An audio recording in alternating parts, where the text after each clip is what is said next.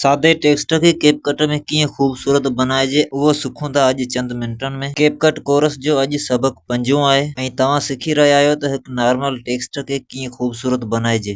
सो हिते टेक्स्ट लिखण जा केतिरा ई टूल आहिनि, पर असां तव्हांखे सभ खां पहिरीं ही टूल सम्झाईंदासीं। सो असां नॉर्मली हिन ते क्लिक करियूं था ऐं हिन एंटर टेक्स्ट ते क्लिक करियूं था ऐं पंहिंजो टेक्स्ट लिखूं था। सो असां हिते लिखियो आहे असांजे चैनल जो नालो सिंध एडिट, पर तव्हां ही ॾिसो त हे अखर सभु पाण में टूटल आहिनि। ठीकु आहे दोस्तों, इन्हनि खे सेट करण जो सभ खां पहिरीं तरीक़ो सिखूं था। सभ खां पहिरियां तव्हां हिन फॉन्ट ते क्लिक करे पोइ हिन उर्दू ते क्लिक करियो ऐं हेठि तव्हांखे मुख़्तलिफ़ क़िस्मनि जा ऑप्शन मिली वेंदा। सो मां हिननि ऑप्शननि मां यूज़ कंदो आहियां मिर्ज़ा BD, ही जिते मां क्लिक कयो आहे। उन खां पोइ हिन जे साइड में स्टाइल, तव्हां हिन स्टाइल ते क्लिक करियो। हिते तव्हांखे मुख़्तलिफ़ क़िस्मनि जा कलर ऐं बैकग्राउंड मिली वेंदा।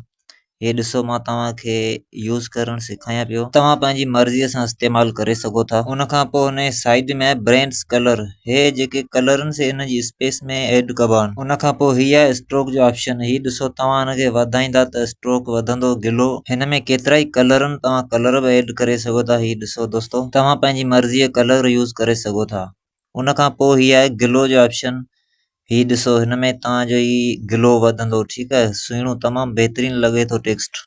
ही इंटेंसिटी जो ऑप्शन आहे, हेठि रेंज जो ऑप्शन आहे, तव्हां पंहिंजी मर्ज़ीअ सां जिते चाहे रखी सघो था नेचुरली तरीक़े सां। उन खां पोइ हिन ग्लो जी साइड में बैकग्राउंड, ही ॾिसो तव्हां हिन ते क्लिक कंदा त बैकग्राउंड हिन साइड में लॻी वेंदो बैक में, ऐं मुख़्तलिफ़ क़िस्मनि जा कलर बि तव्हांखे मिली वेंदा। तव्हां पंहिंजे बैकग्राउंड में लॻाए ऐं उन्हनि जी ओपासिटी घटि वधि करे सघो था। ही ॾिसो हिन तरीक़े सां। हिते तव्हांखे कार्नर, रेडियस, हाइट, विड्थ, 3-4 क़िस्म जा ऑप्शन मिली वेंदा। तव्हां सुहिणो बनाए सघो था पंहिंजे टेक्स्ट खे। उन खां पोइ हिन जे साइड में आहे ऑप्शन शेडो, ही ॾिसो तव्हां शेडो लॻाए सघो था पंहिंजे टेक्स्ट में हिन तरीक़े सां। उन खां पोइ हिन जे साइड में स्पेसिंग, दोस्तों ही स्पेस ॾियण जो कमु कंदी आहे।